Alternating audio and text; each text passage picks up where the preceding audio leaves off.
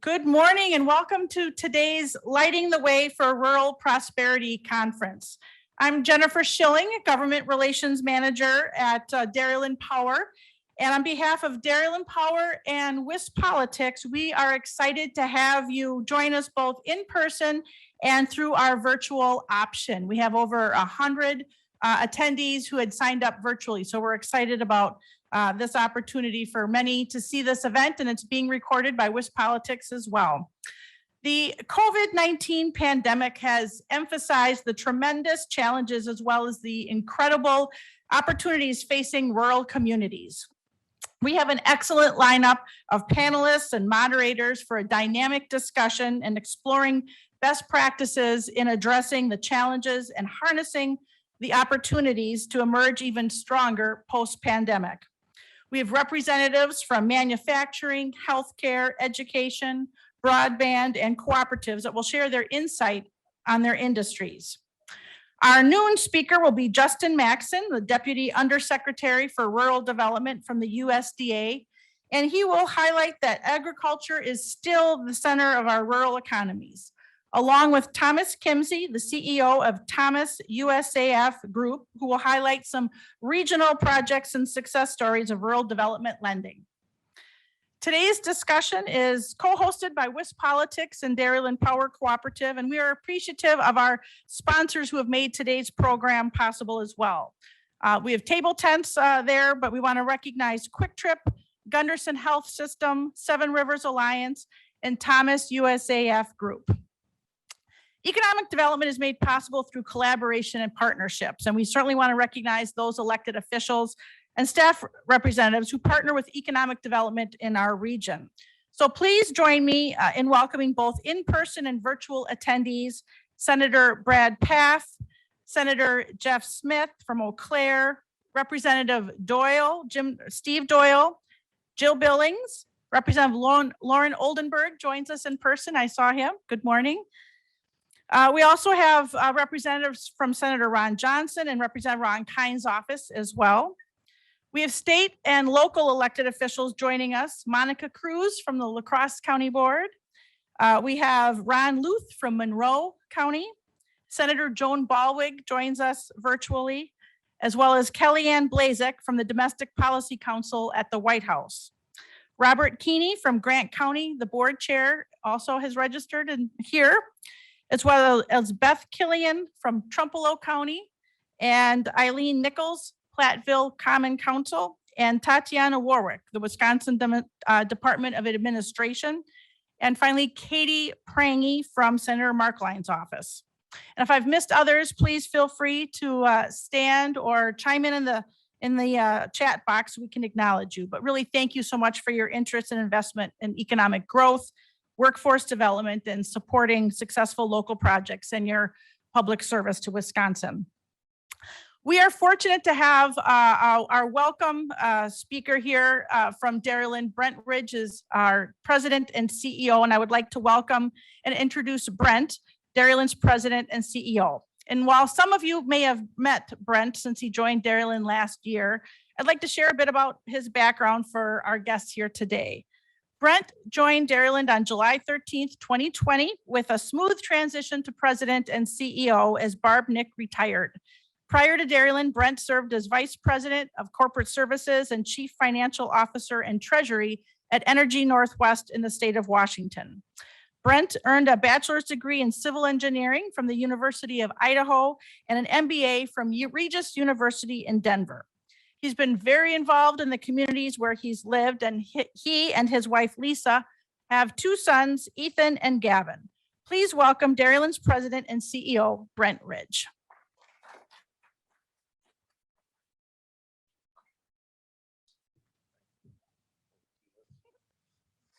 I don't know if we're fist bumping or handshaking. So in COVID, we just got to kind of work through it. So I have a couple of missions today. First is to welcome you and thank our sponsors. And I want to give a quick round of applause for Jen Schilling, Jennifer Radcliffe, for all that they've done to get this set up, and the Dairyland team and our sponsors. So a quick round of applause for them. Thank you very much. And welcome to all of you that are joining us virtually. Really do appreciate the time that everybody's taking to join us today. And then I think my final mission is to give you some things to think about from a political perspective. And I'll focus on the energy side of the equation. And when you think about agriculture being the center of what we do from a rural prosperity perspective, agree completely with that. There's also several underpinning foundations. One of those is the production of electricity. I'm going to talk a little bit about the things that we deal with each day, so sort of daily issues, and then look at some big picture political issues that could potentially challenge us down the road. And so given this is a political discussion today, this will be a good way to start. And I want to just get the mind thinking about some very controversial things that we face every day.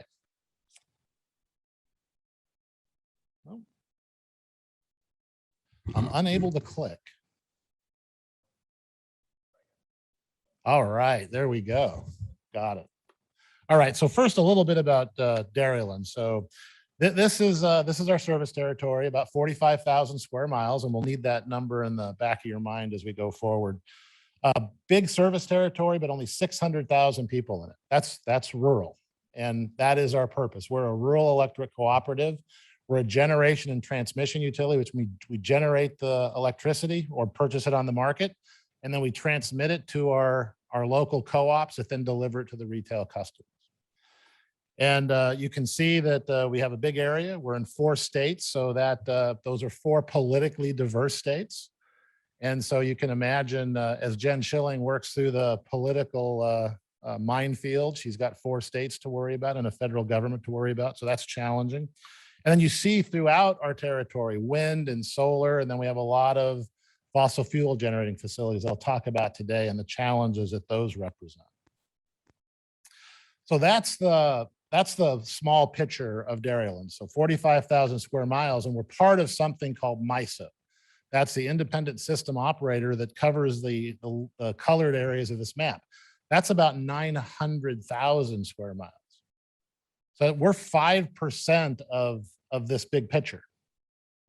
And when you think about that, every bit of energy we produce goes into the black box in this regional system, and it all comes out and gets delivered to our retail customers. So when we say they're the system operator, they truly are. And I'll talk a bit about what happened in Texas and how MISO is one of our protections against that.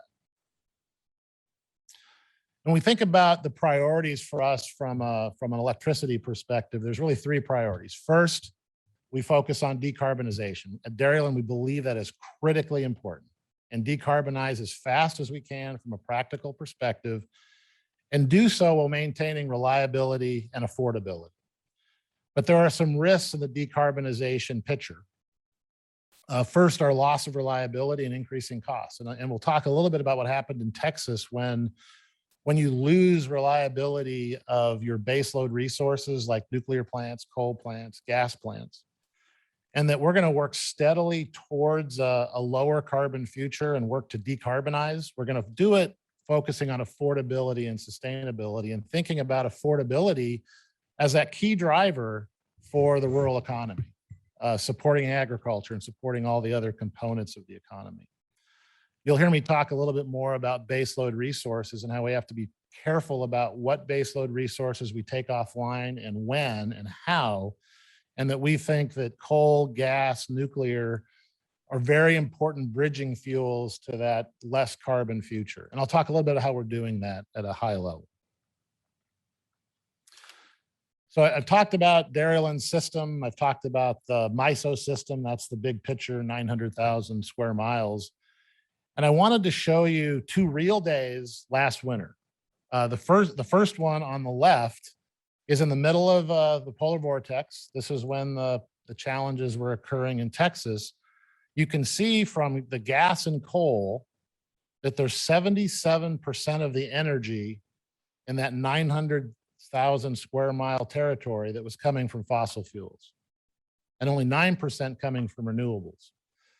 And one of the things we do at a utility, particularly a generation and transmission utility, is we have to build for the worst day. We have to be resilient to the days that are very cold, where there's no wind and there's cloud cover. And this is a good representation of that type of day. And there were probably 15 consecutive days that looked like this in February. On the right is a fair weather day. This was around Thanksgiving of 2020. You'll still see 57% of the energy coming from coal and gas, with 15% coming from nuclear, which is a non-carbon emitting resource, and then up to 26% coming from renewables. And, so somewhere in between these 2 days is what the average looks like. And so when you think about energy policy and really any sort of policy that affects rural prosperity, there's a balance and there's this effort to find that midpoint that gives us a reasonable measured approach.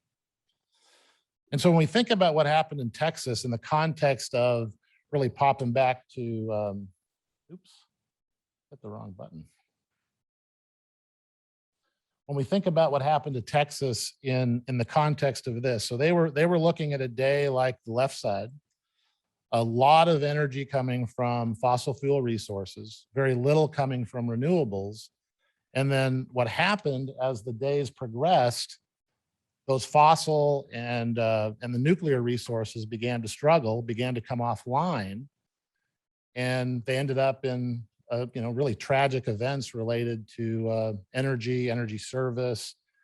And when you think about it, Texas is different than where we are today. We're very, very comfortable in very cold weather. I'm not saying I am. I've only been here 13 months. So where I came from, 30 was cold. I didn't come from Seattle, so there was not a lot of rain. I lived in the desert, but 30 was cold, but minus 21 is a new level of cold. But I will say I didn't go outside in 30 and I don't go outside in minus 20. So, but Texas wasn't built for this type of weather. We are, fortunately, and that's why we did very, very well from a safety and reliability perspective in February. But what we do at Dairyland is we very carefully measure what resources we have online. And just so you know, and just so when I talk about decarbonization being critically important to us, on June 1st, we actually shut down one of our 3 coal plants, and that reduced our carbon footprint significantly. And we did so in a way that makes sure we can maintain reliable energy delivery. So this is really all about sustainability, and sustainability is about having a reliable energy source for decades to come while we decarbonize in a way. And if you look at this arch, you've got monetary focus, you've got environmental focus, focus on people, and focus on equipment. When we look at each of those separately, we first have to invest in our facilities and have safe, reliable delivery of electricity. And to me, that's an all-of-the-above approach, transitioning to less carbon. We have to maintain competitive rates. And I will just tell you, as I travel around our 45,000 square miles and talk to our customers, the first question I get is, how am I going to maintain low rates? And so how am I going to maintain low rates while decarbonizing?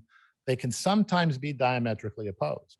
And so it's our job as with policymakers to do the best job we can of finding that best middle fit.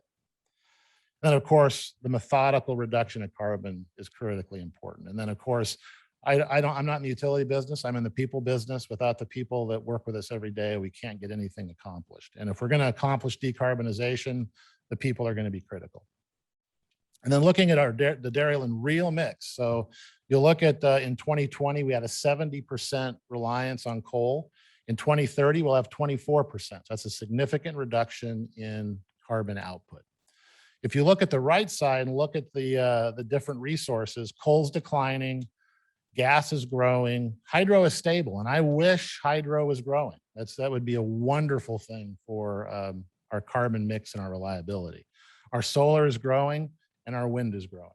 And this is what our future looks like from a methodical approach to carbon reduction. And so from our perspective, we think that a safe and sustainable energy future is not just possible, it's absolutely required. We're going to start to see much more investment towards renewable energy. We're going to see government support in that area, both at the state level and the federal level. We need to reinforce our existing and new 24/7 resources. And 24/7, that is coal, gas, and nuclear for the most part, and some hydro, particularly in the Northwest. But for the time being, we've got to take an all the above approach that's going to take coal, even oil in some cases. And what's interesting, our gas plants during the polar vortex were operating on fuel oil because the gas wasn't available from a home heating perspective. So it truly is all the above. I never thought I would be sitting up here talking about oil as a fuel source, but it is during those most harshest times for reliability. And so the last thing I'll say on this is, from my perspective, it's about a balance. It's about being safe. It's about being resilient to those worst days and absolutely being environmentally responsible. And I think it's possible. I think it's absolutely necessary that we decarbonize and we do it as quickly as we possibly can, keeping cost and reliability on the focus. So that is a very, very daunting challenge, directly connected to politics, directly connected to policy, and that's a big part of what we'll talk about today. So I'll just take a minute if there's a question or two or anything I can clarify, and I'll repeat the question. Yeah, go ahead, sir. Oh, you know what? I'm just terrible at this clicker. So yeah, if you can pull the slide back up.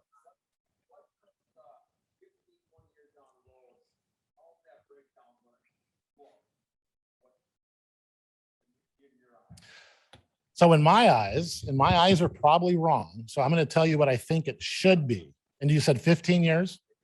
Okay. So what's key is how long it takes to get a nuclear asset on, right? So our path to a non-carbon emitting future with reliability is probably nuclear. And I'm saying that coming from a nuclear utility. That was one of our largest resources. So if I look at these numbers, what I would say from strictly a percentage perspective, on the coldest day, yeah. So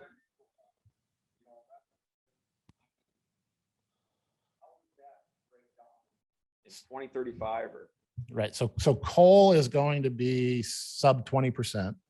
Nuclear should be above 20%. Gas will peak in at a much higher number than you see there. And I think the renewables could be as high as 50%. Now, that's 50% at a point in time when the sun's shining and the wind's blowing.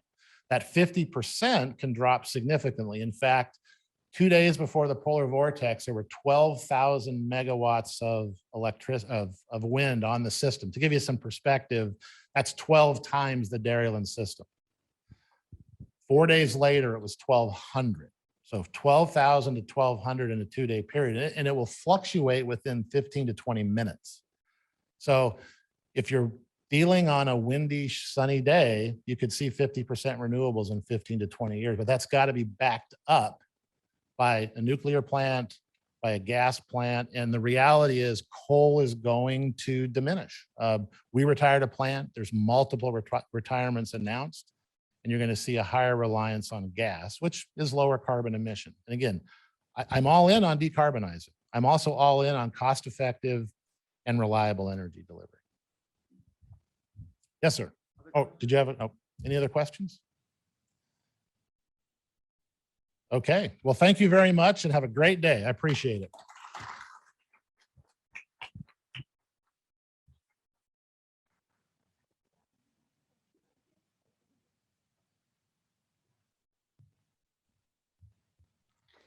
Thank you, Brent, for that welcome and overview of the vision and the future at Daryland and our role in serving our members and serving the region.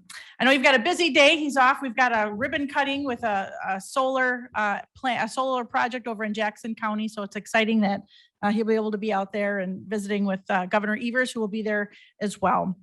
At this time, I would ask the 4 panelists to come forward, and I will introduce our first moderator, Chris Hardie.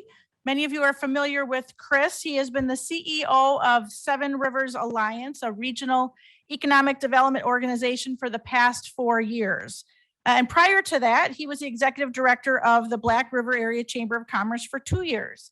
He has also spent 31 years in the journalism business, serving in various as editor, reporter roles for regional newspapers. And he still writes a weekly column that I enjoy very much that is published in many Wisconsin newspapers. And he is the co-owner of Brambleberry Winery, Country Inn, and wedding venue located on his family farm in Jackson County. And I've been there as well and can attest to the beauty and to the fine wine that is produced with his wife, Sherry. So please welcome Chris Hardie.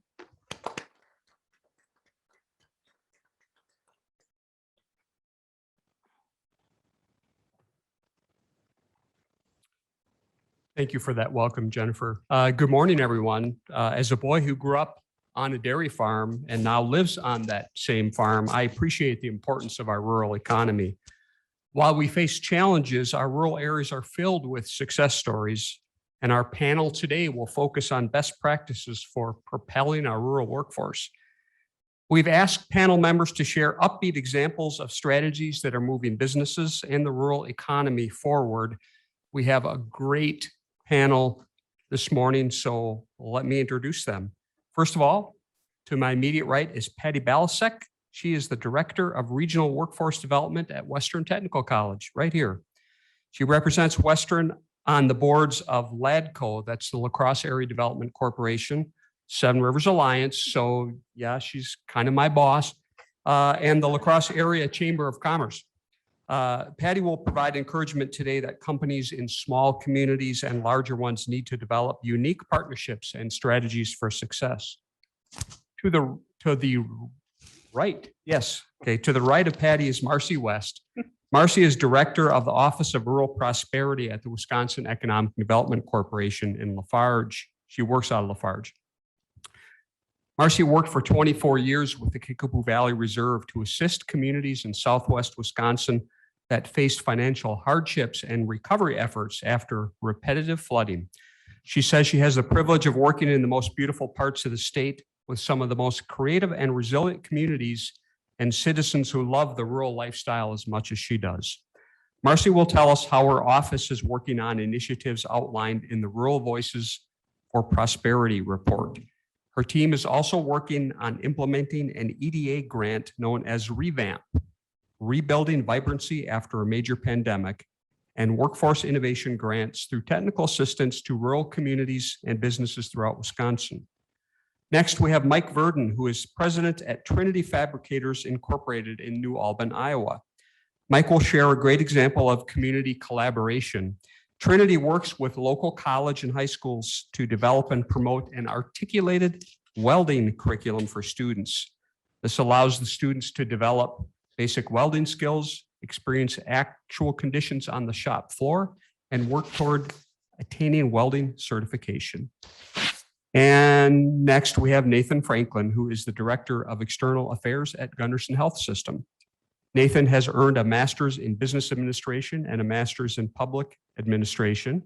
He leads legislative and regulatory affairs and stakeholder engagement for the Gundersen system, which is 7 hospitals and 70+ clinics across 22 counties in the tri-state region. And Nate is also on my board, so I think they're ganging up on me today.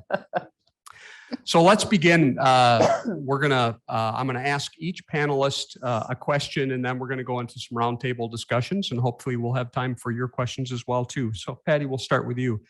You work with all sorts of business groups and oversee Western's rural campuses. You offer encouragement that one size doesn't always fit all. Can you please provide examples of how Western aligns its services with rural businesses and rural needs? Sure. So working with rural businesses is in many aspects the best part of my job and sometimes the toughest because they have great needs in a very small community. They don't always have all the resources that other businesses necessarily have. They don't have large high schools necessarily nearby producing hundreds and hundreds of students for them. So some of the things that we've come up with, some of the innovative partnerships that we've tried to do is, for example, at Sleepy Hollow in Viroqua, they needed auto diesel techs. We couldn't necessarily redo our entire auto lab over in Viroqua. So we teamed up with Sleepy Hollow. One of their employees teaches high school students, train there at Sleepy Hollow using their equipment. And then we oversee it to be sure it's meeting all of the credit standards that need to be met. But it's an example where, again, we can't replicate what's in La Crosse, but we can rebuild it in a different way and make it kind of work for everyone in that particular area. One of the other examples I have was a great partnership with some manufacturers up in Black River Falls. Again, Western isn't going to build a welding lab in our Black River Falls campus. So we worked with the high school. We helped them expand their welding lab. And then when we want to offer welding training, it's a great partnership. We can offer it there. Their students get to use it during their regular school days. And it solved the problem for those manufacturers without having to rebuild and redo the wheel. So it's just about being innovative and having conversations. And one size doesn't fit all. There you go. I had to get that in. Okay, thanks, Patty. I think we're going to hear some more about that innovation from Mike in just a minute here. But Marcy, we're going to go to you next. One of your projects, Revamp, is an acronym for Rebuilding Vibrancy After a Major Pandemic. With all the work you've done rebuilding flood damaged communities in our region, I'll bet you've witnessed rural resilience many times. Please tell us why that spirit is so important. Well, thanks, Chris. Yes, unfortunately, I heard it, or I got to witness it multiple times in my career. And one of the things to point out is first that there's resilience in those first line of defense when the flood is happening. Those emergency responders are a spirit and resiliency that belong in a different category and deserve all the credit for keeping people safe. And then there's kind of that second tier when Red Cross comes in and the food trucks come in and donations and people are helping clean up and things like that. And then the third part is when folks kind of move on and the residents are left to figure things out. And they get those people together with in the community center with residents, religious leaders, you know, our elected officials, and try and figure out the long term of how can the community rebuild? Who is the highest priority? What's the highest priority? Where's the funding going to come from? So similarly, that kind of strategic thinking of how to get things going again, how to take care of your people, and make things better and get ready for the next time, unfortunately. And I think that's what the thread is with this position in the Office of Rural Prosperity, is that it's the information comes from the local level. The Blue Ribbon Commission was a diverse 11-member commission that wrote the Rural Voices for Prosperity report. I can have Jen or Jenny share it after the conference. And it ran the gamut, everything from broadband to daycare. You know, those of us who live in rural communities live there by choice, right? We love it. We want to make it work and be the best it can. So it's just really exciting to be able to kind of do that strategic thinking. Where can we be the most help? And, you know, similarly after a flood, there's all kinds of new opportunities, and we need to recognize those and go forward. All right, thanks, Marcy. So Mike, we are very impressed with your welding alliance that you helped start with local high school and college students. Can you tell us how that started and how long you've been doing it, and maybe some successes with retention? With regard to how long, it seems like an eternity sometimes. But it also seems like it passes by at light speed. We started this initiative back in 1998 with our local community college, Northeast Iowa Community College. And we developed some articulated programs where high school students could get high school credits and junior college credits for classes that they took. That program worked out very well. But it was a program that needed to be restructured and refined tremendously in order to get the caliber of people in the industry that we need, that we now have, that we now enjoy. In the time frame from probably 2005, 2007 until about 2015, the focus for school to work initiatives and these dual credit programs seem to shift away from manufacturing. And Patty, you can probably address this better than I.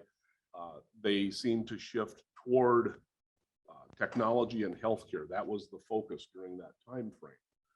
And about 2015, manufacturers, I think, started coming and banging on the door at the community colleges and the technical schools and said, hey, what about us? We need to have a conduit for human resources. And true to their mission, the community colleges responded on our behalf. And we were fortunate enough to start to develop what started out as just a job shadowing school to work program. And we were able to help that grow to become a true school to work program. And then through the involvement of the state of Iowa, the local community college, and a couple of our local high schools, we were able to structure a program that structure and fund a program that allowed for one of a very sophisticated welding cell to be installed in one of our local high schools. And it served both high school and community college students. The instructor is very enthused about manufacturing, and he teaches at the local high school, and then he also teaches classes for the community college. Right now, I think he has probably combined maybe 45 students, high school kids he teaches during the workday, and the community college classes are taught at night and on the weekends. In order to help him develop his skills and to make him a better classroom instructor, we were fortunate enough to be able to provide him with an externship. He came into our shop in the summer, the year before last, and we put him on our payroll, if you will. And he worked with one of my sons and myself to learn, and my son and I are both certified welding inspectors. So when you hear people talk about welding certifications, we have the credentials to be able to provide those for these students, which really it's an important step both in their personal and professional development and also in their financial development, because having those accreditations obviously carry some monetary value. So we helped him to learn things like structural steel welding codes, hands-on experience in the shop. He learned inspection techniques, and he got just a very, very solid basic training that he could in turn use with his students. To date, I think he's turned out probably 30 graduates from his classes. Of the 30 graduates, I believe that probably at least half of those graduated with that certification in hand, so they could put it in their personal work toolbox and take it to an employer and say, hey, I already have this, and use that as a basis to grow on. We have hired 2 recent graduates. Both were high school graduates last year. So we have 2 young, enthusiastic, hardworking young individuals on our shop floor now that came out of this program. They are on a very structured 2-year apprenticeship program in our shop. They know what the rubrics are for their success. They know when they can expect to be reviewed in those regards, and they know what the financial, the monetary results will be when they attain these goals.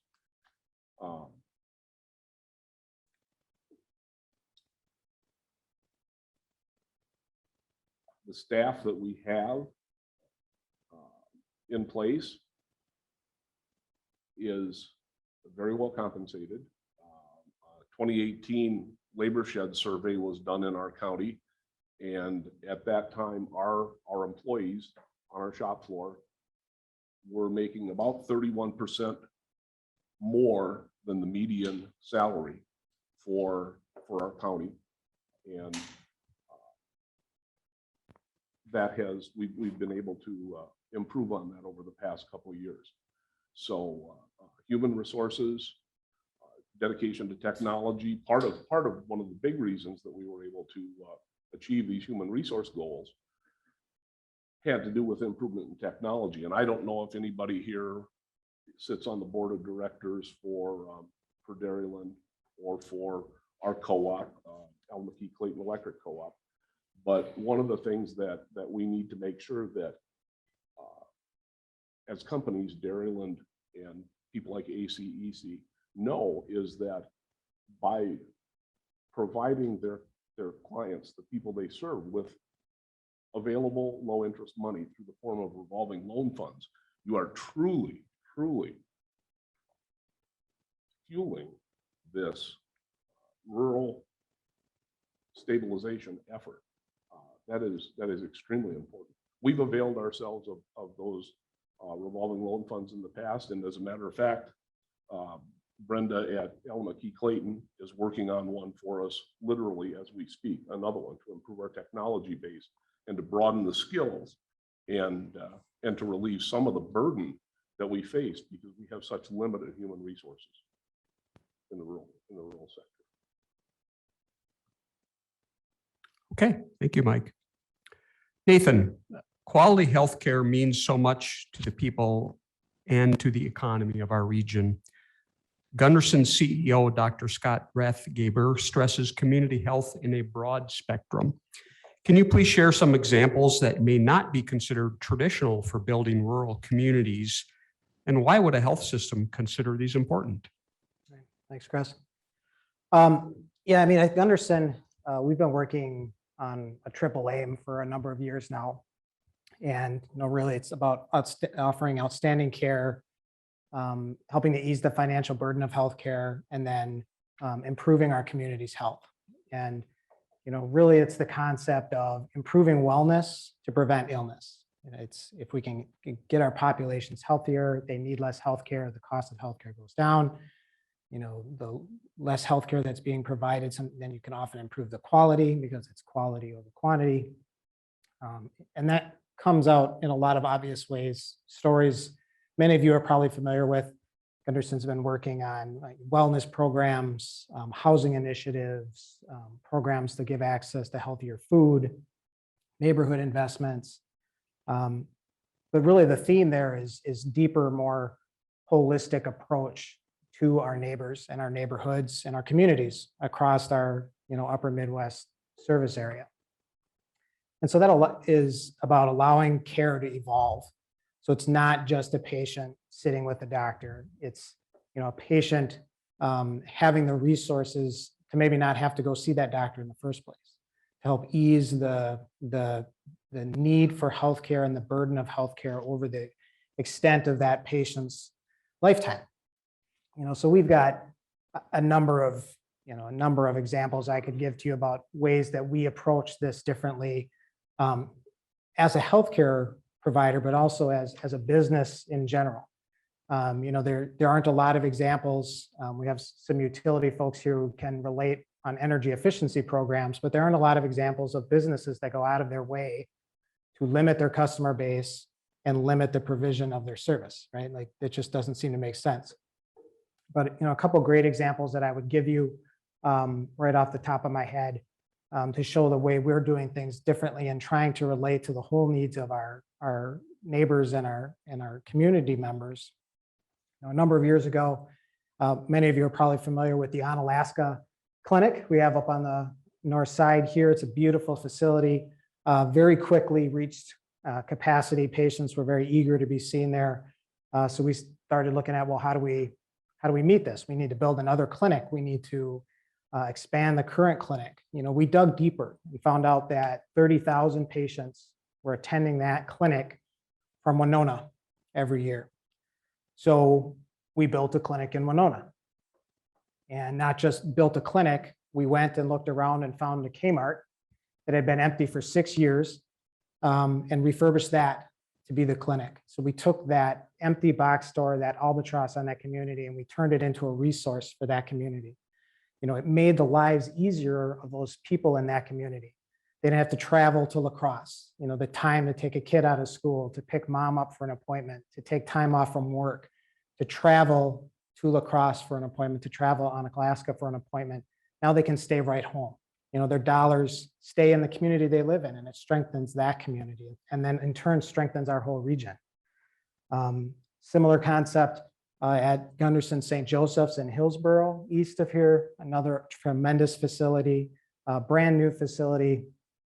You know, our leader there, Christy McQuack, she is doing some really innovative things, running into trouble trying to get training for counselors and therapists. At the same time, the high school is having increased number of students who need services. She partners with the high school, puts the counselors and the therapists in training in the schools. They get the hours they need. They at a very low cost. We get the therapists that we need trained in the same amount of time. She's partnering with the local implement dealer to get free entry into the tractor pull for anybody who gets a vaccination. You know, she's just thinking beyond and really falling into the spirit of Gundersen as we move forward on some of these things. And the last example I give you is just kind of captures it now and really is appropriate in the time that we're in, relates to telehealth. It's a huge initiative we're working on. We've been working on it for a long time, but there's always been limitations. You know, and the pandemic kind of blew the door off of those limitations and made it necessary. You know, so 2019, about 0.1, 0.2% of our appointments were via telehealth, either virtually over video, virtually over audio. During the pandemic, that peaked at around 30%. It's leveled out now around 10, 15%. But it's not just about, you know, of course, the future is moving that way and people are expecting that service, but think about our service area. Think about your communities. And again, very similar to the Winona example, you know, we live in the driftless where because of our beautiful valleys and hills, someplace can be, you know, 5-10 miles away and it still takes you 30 to 40 minutes to get there. You know, so think about, you know, the example I like to give is that we know from our data, 60 to 80% of healthcare is managed by the woman of the household. So that's not just her healthcare, that's her kids' healthcare, probably her spouse's healthcare, her parents' healthcare most likely, and sometimes even her in-laws. Like she is the one who's responsible for making appointments, getting people to appointments. That's, you know, first of all, from a human element, that kind of stinks, right? Like, why are we doing that? Like spouses, husbands, we got to step up a little bit. But on the flip side, it's also like think selfishly as an employer. Like here is a talented, productive person who has to leave her job for hours on end, a number of times over the course of the year to go to an appointment. Take mom, take father-in-law, take the kids. Let's change that dynamic and think more holistically about her life. And it's not just, hey, we're being good people here and let's provide her with better resources and make her life easier, but it makes her a better employee. You know, it makes her, you know, a better member of her community because, like, again, let's use the kid. She goes to pick the kid up from school, takes the kid to the appointment, maybe has to run and get a prescription. You know, while she's in town, they run and get the kid a pair of shoes quick.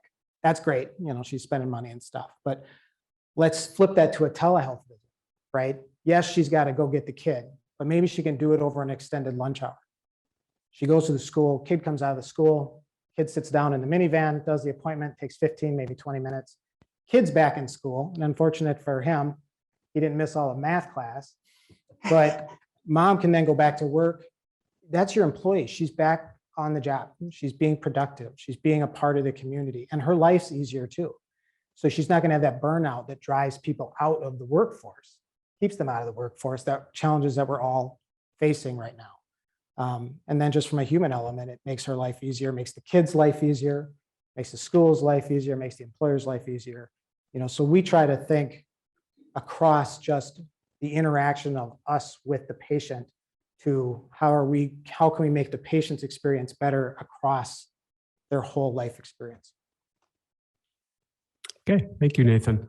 So now I'm going to move to I'll ask the panelists. I'm just going to ask a general question to have you each weigh in on it. First question is, partnerships are critical in building solutions to our rural challenges. What advice do you have on how to approach potential partners and bring together different voices to the table? And Nathan, you just mashed up, but we'll start with you and work our way back this way.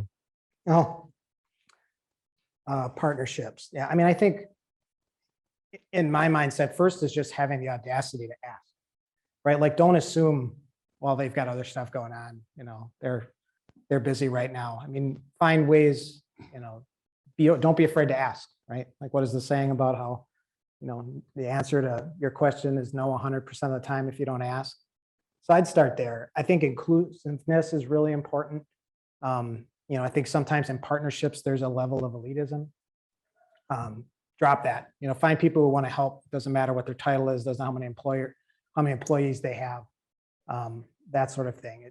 If there's a way that can contribute to solving the problem, I'm a big fan in just extending the hand and bringing in as many partners as possible. You know, be open, operate in good faith. You know, some of this stuff is just basic human elements as far as I'm concerned, but you know, we have to bring that back into some of our interactions here, because these problems, I think we all know, we all are facing the same ones: workforce, broadband, you know, economic development. That doesn't get solved by one entity or one county or one city. You know, we all have to work together. And a big believer in the last part of this, before I pass it on, which is at some point we have to stop talking and start acting. You know, there's an element of, you know, I think we're facing that on a host of issues right now. And you can, you know, analyze things to death, the paralysis, analysis to paralysis, or however that saying goes. At some point, you just have to address the issue and start working. You know, we got to do something to get more daycare providers in place. We got to do something to start laying line, you know, so more people have access to broadband. At some point, we just have to do that. And I'm encouraged. I think Western Wisconsin, in a lot of ways, upper, you know, the Seven Rivers region in general, is very proactive in that sort of, and action oriented in those ways, and will lead the way on a lot of these problems if they're not leading already. Okay. Mike, any thoughts on building partnerships and advice? Oh, yes. I use baseball as an analogy in many cases.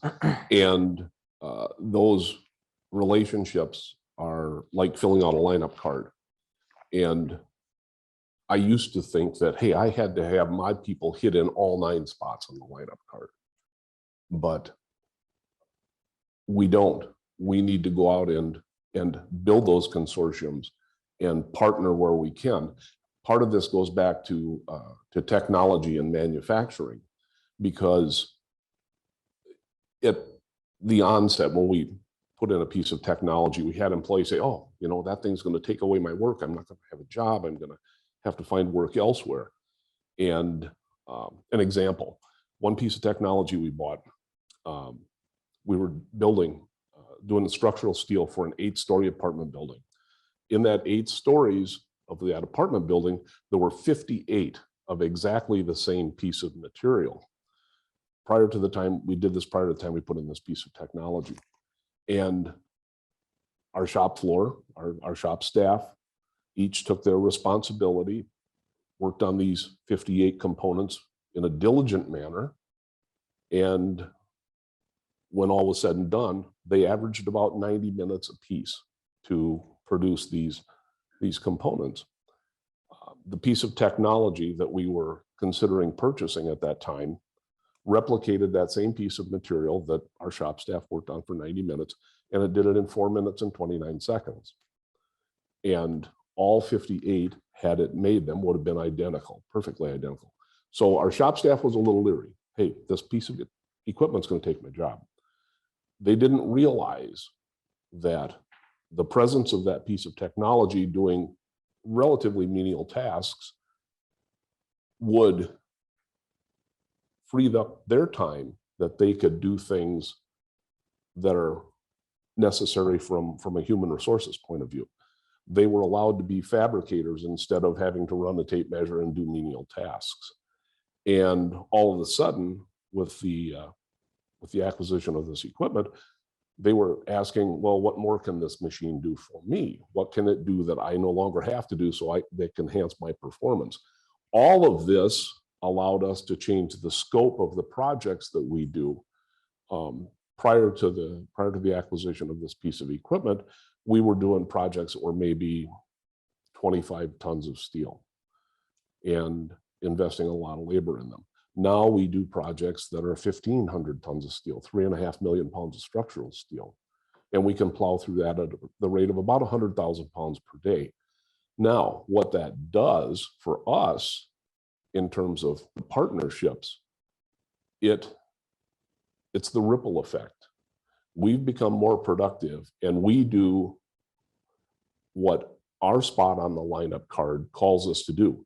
We hit in the number 3 hole on our lineup card. We do structural steel. But when we do these 8-story apartment buildings, there's a lot of miscellaneous material that goes into there too. So we now have to retain, and we do have a good partner in the form of a small steel fab shop here in La Crosse that does all of the miscellaneous material that goes in these buildings. The stairs that go up, the guardrails, the landings, the mezzanines, the things you see outside around the perimeter of the building. We focus on tonnage. Steiger Steel focuses on the miscellaneous aspect of things. With regard to coating, we can't provide sophisticated coatings, paints and powder coats and things of that nature. So that allows us to partner with a firm up in Holman who specializes in that. And the ripple effect of the presence of a piece of technology has ramifications community-wide. And the same thing goes with our supplier base. We have to look to partner with other suppliers so that they can, and we all know what supply chain constraints are today. They're horrific no matter what the commodity is. But we have to make strategic alliances there with suppliers. The people who provide us with the drawings that we use to fabricate this material. We have to look for and develop new partners there. I've been a consortium builder for I guess this is my 6th decade in doing what we do. And I will tell you that in manufacturing, if every manufacturer has every piece of equipment that they need to provide every component for their finished product, they won't be in business very long. Henry Ford proved that when he established an assembly line process and he started to outsource things. You have to have those partnerships, and you have to have reliable partners. It's key to survival. Okay, thank you. Marcy, I think you know a little bit about partnerships. We've got a mix of partnerships. The one thing I would say that I've become much more aware of is the need to reach out to potentially non-traditional partners. We've been working a great deal with the tribal governments in Wisconsin and just those diverse communities throughout the state in rural agriculture or business, things like that. So I would encourage to reach out into diversity and also reach into the younger sector. The youth and governance programs through various colleges and high schools are awesome. And I think one of the things for rural Wisconsin is how do we get those kids thinking about what kind of place they want to live in the future. So I think that's a partnership that's sometimes overlooked. And then from the kind of the Madison political and administrative perspective, WEDC rolled out the workforce innovation grants last week to try and get at some of those workforce issues. And again, the applications will come from the local level, but right in the guidelines, it encourages partnership. And I think that's part of our job, is to make sure that from those kind of programs, we're encouraging partnerships, and again, potentially non-traditional partnerships in the rural areas, so that those good ideas can come forward from the grassroots. Okay, thank you. Patti, you already talked about some of the partnerships that Western has done. Give us examples of some other good ideas. One of the things I would say ditto to everything they said. But also I think that for me, the key in partnerships is listening.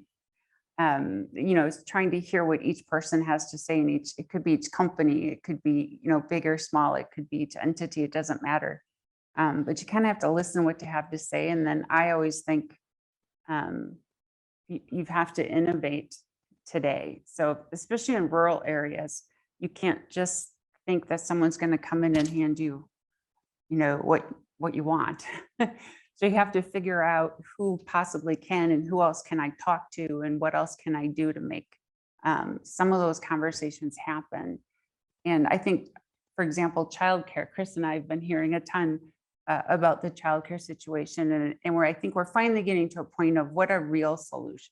What are some actual real solutions and what can we do? And everyone has a role in that, moving that forward. So I find that partnerships are, they're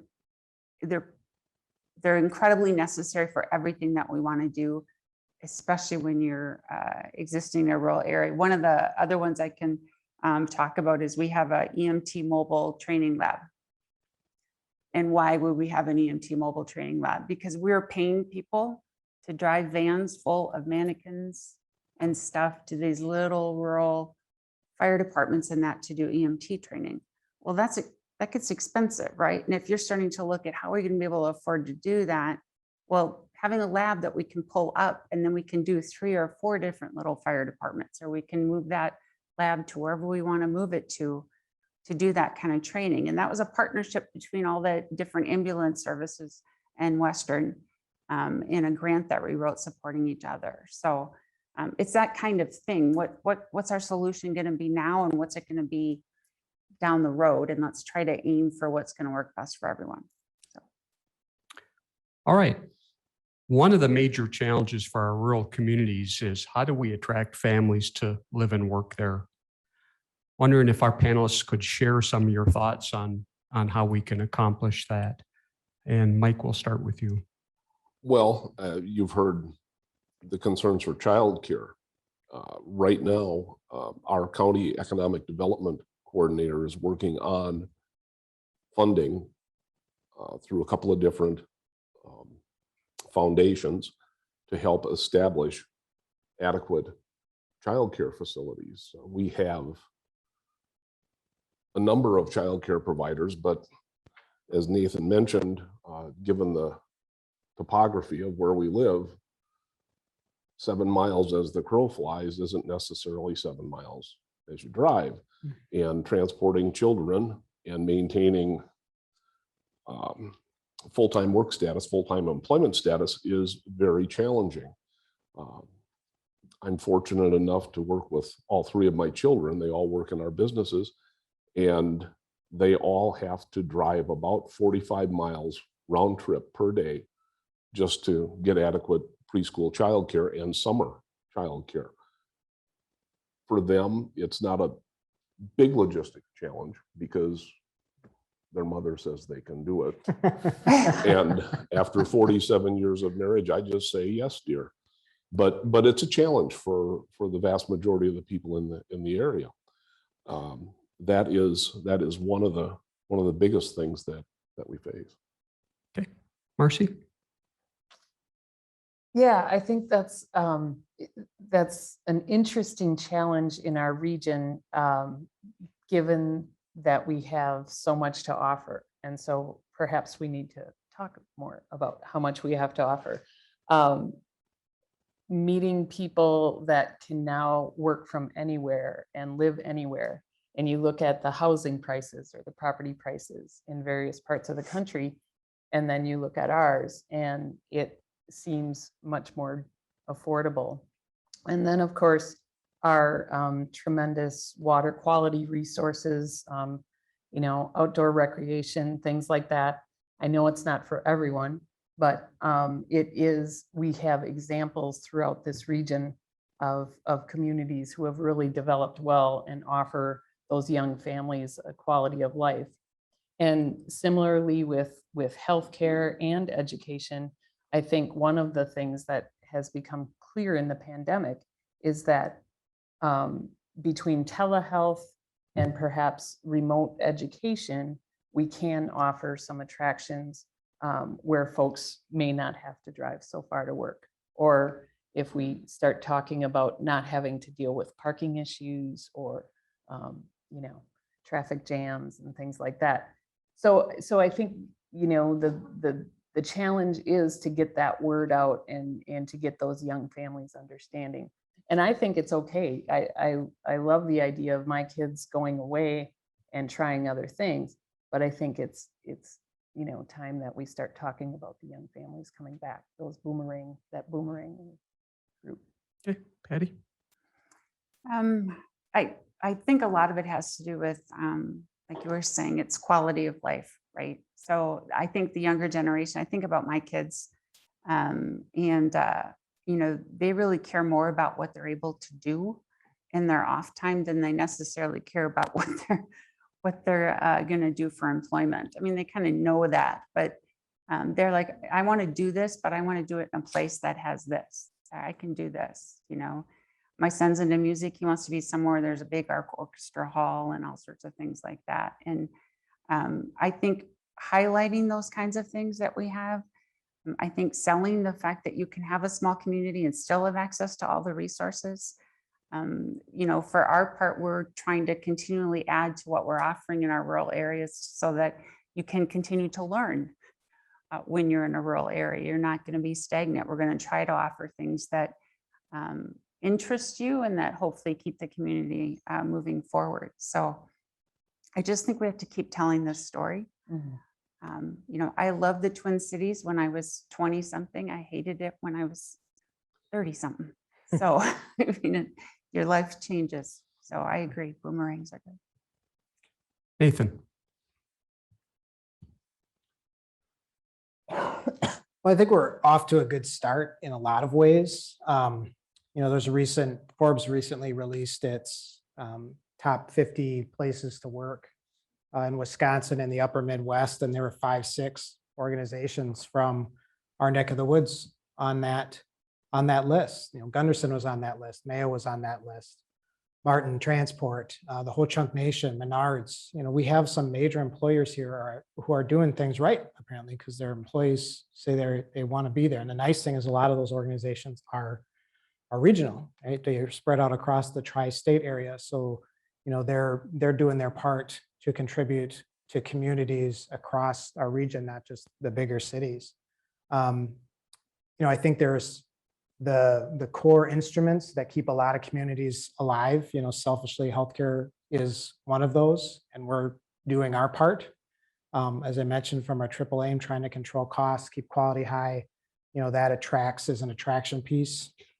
You know, for employees to come to an area, schools, very important. You know, I saw another analysis recently that surprised me, which is the kids going to rural schools outnumber the kids going to the top of 85 largest school districts in the country.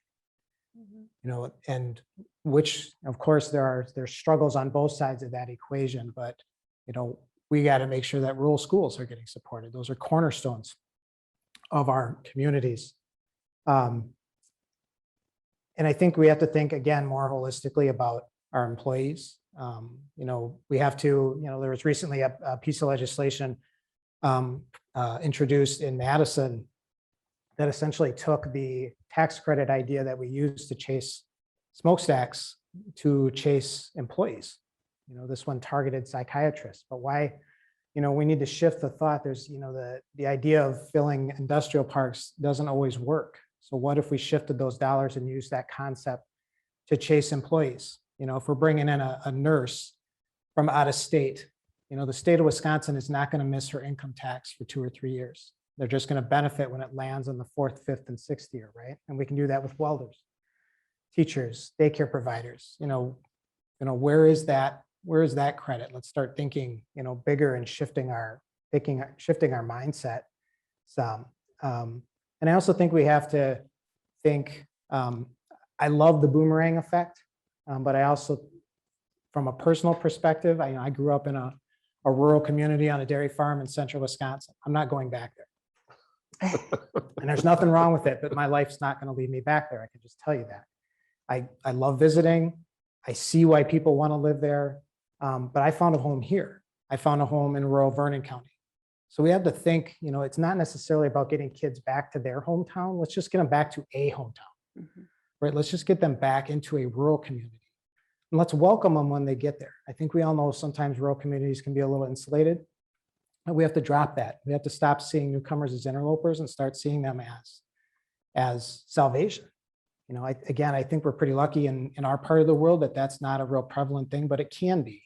You know, so when somebody comes into a town, we've got to find a way to welcome them wholehearted, you know, because they have their own networks and they help spread the word, you know, so, you know, invite them over for the barbecue, even if they're not family, you know, have them over for the game, you know, take them on a tour. You know, some of our business groups here in the La Crosse area are doing some really innovative things, you know, building attraction websites, offering services to attract new hires, and help them get acclimated to the community, decide if they want to live here, and then help them, you know, feel like they want to stay here.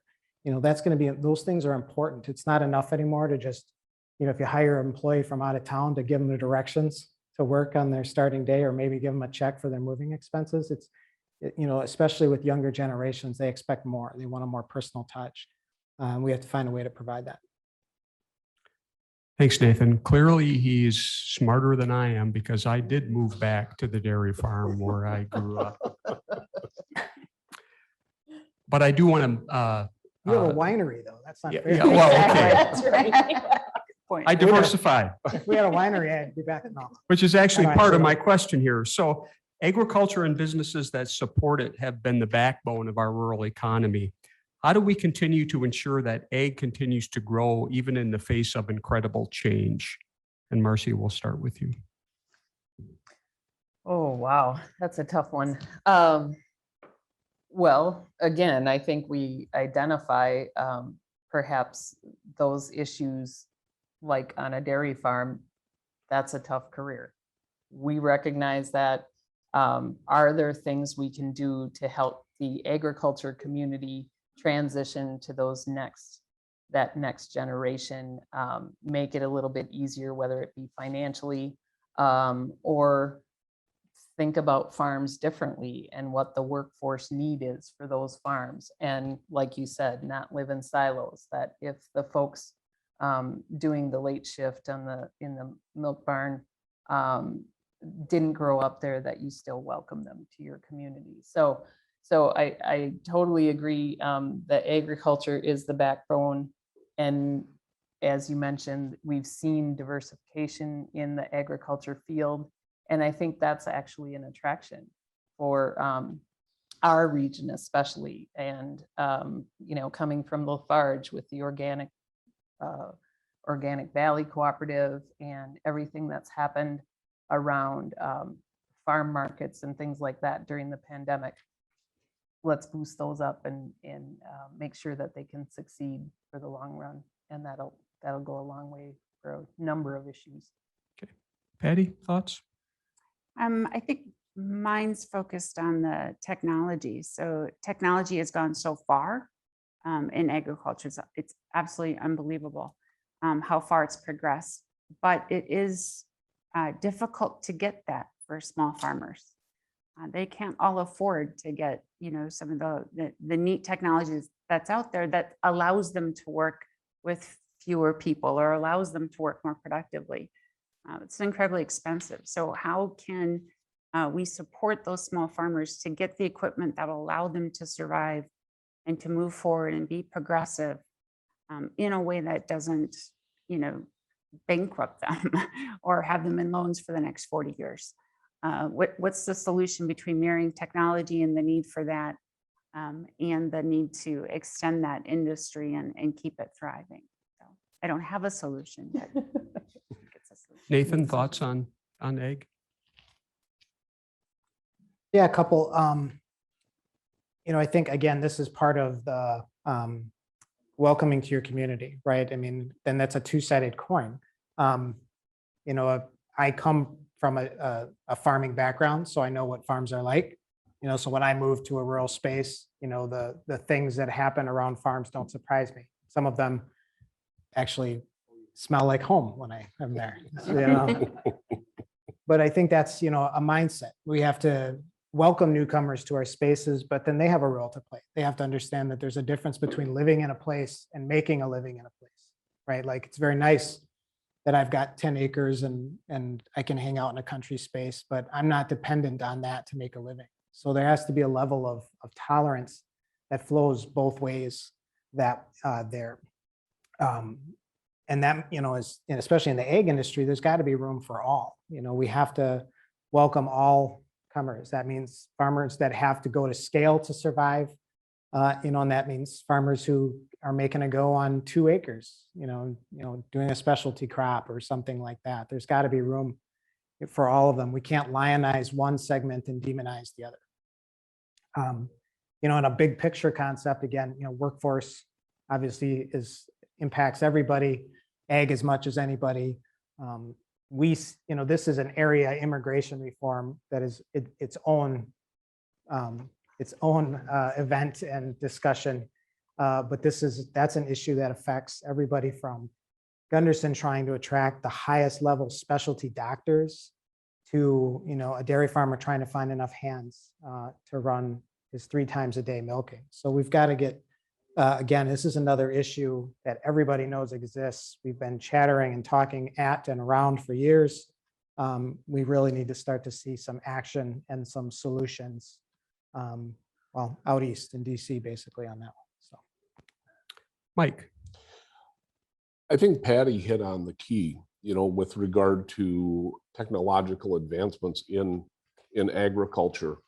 And surprisingly, the Manufacturing Extension Partnership, it's funded by a federal agency in DC, has taken a lot of strides because they see the marriage between, at least in Iowa and in Wisconsin, in the rural sector, they see the marriage between manufacturing and farming because they are so interdependent upon each other.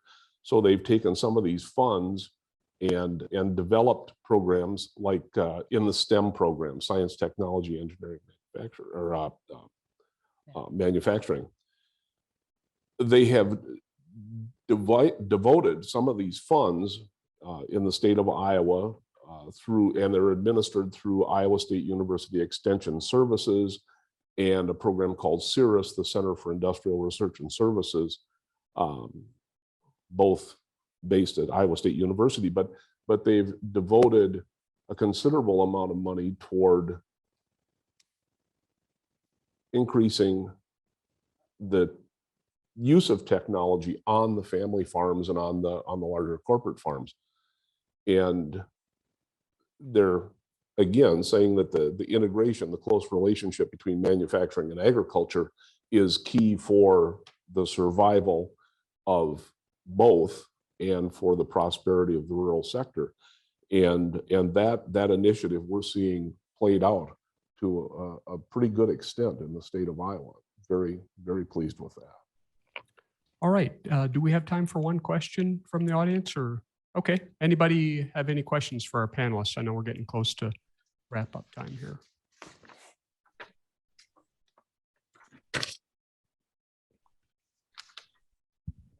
Thank you. I'm going to try to ask a short question that may require a long answer. So first off, hats off to all the elected officials who've come out today and are listening in, and thanks to everybody. It's a great program. All of these wonderful examples and wonderful advice are being offered at a time in which local officials in the state are going to allocate $2.3 billion over the next couple of years. And the question is, do you have any advice for what they do in terms of enhancing or turbocharging what you think is working already, or in adding to the arsenal of tools that you have to achieve the goals you've laid out? Okay. Anybody want to grab that one? I'll take a stab at it. It's an excellent question, and one we've been talking about a great deal in working with local communities and businesses. And what my advice would be to the smallest of the small and the rural of the rural is to create a plan, just like the things we were talking about. The partners and the stakeholders get that input and hear some of the good ideas that are out there. And once you have a plan and follow that plan, not only this allocation of dollars, but those future dollars are what we've seen communities build off of and succeed. So my first priority would be to make sure that they have a workable, whether it be an economic development plan or simply a community plan. All of those components will come in and bring those partners to the table. And a caution to add to what Marcy said, it's human nature to expect wonderful results immediately, but the path that we've taken with developing the programs that we have helped to develop is one not unlike Thomas Edison's. You know, I've found 1,000 ways to not make a light bulb first, and you need to grow and to build on those.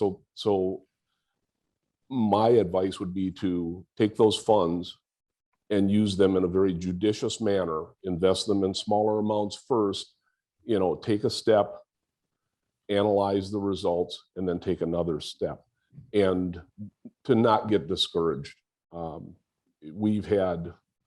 I've dealt with 4 different presidents of our local community college in Northeast Iowa, and each of the last 3 in succession have said, we're going to change this program and we're going to do it now. We're going to make it better and we're going to do it immediately.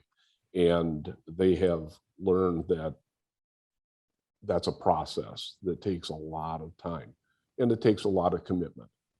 And to that end, you're in for the long haul. It's not a quick fix. My answer would be pretty simple: build systems, build infrastructure. And I don't mean roads and highways. I mean, build the systems that are going to help solve your problem. Don't temporarily fix your problem with those dollars. We've been a part of different conversations, as mentioned, like with childcare. It might be easier and feel nice to say hand out bonus checks to all the childcare workers in your county or something like that. But use the dollars to build a system that is going to create more childcare workers tomorrow. Just as an example, and do that across your system. Same thing, it might be easier to subsidize somebody's internet service for a month, but find a way to leverage those dollars to actually build out or partner with somebody to create more infrastructure. Because we've seen large dollar amounts like this come in the past, and they often get used in patchwork ways that they disappear really quickly. So use them to invest in your communities for the long term, not for the short term. Yeah, I actually was Nathan stole mine. Sorry, Patti. No, that's all right. I'm used to it, Nathan. No, I'm kidding. And I was going to use childcare as an example as well. There are systemic problems with childcare in the state of Wisconsin. And if we throw money at just producing more childcare workers, that'll solve it. Or let's increase their wages temporarily, that'll solve it. Or let's give them all benefits, that'll solve it. It's a systemic all over issue that has to be solved. And I would much rather they spend money figuring out how to revamp that system so it works than dribbling money around to, different, I don't want to call them pet projects, but dribbling it around. There needs to be serious investment in some of those systemic issues if we're going to make any difference. All right, I think that's all the time we have for. Let's give our panelists a round of applause.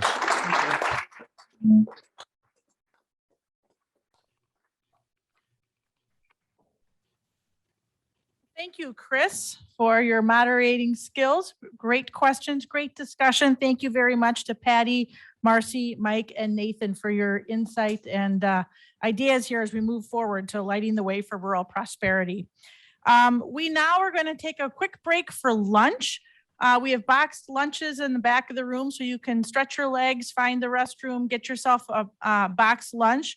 And we will be back. We are hooked up with our DC speaker at noon. He's already kind of in the waiting room. So looking forward to hearing from Justin Maxson, the Deputy Undersecretary for Rural Development at USDA. Want to certainly recognize our sponsors on the slides today who are making today possible, of Dairyland, West Politics, but especially Quick Trip, Gundersen Health System, Thomas USAF Group, and Seven Rivers Alliance. And with that, enjoy lunch. And the panelists for the second, for the afternoon session can come and get mic'd up maybe about 12:45. And we have a gentleman behind the screen that can help you with the microphone. So thank you and enjoy lunch.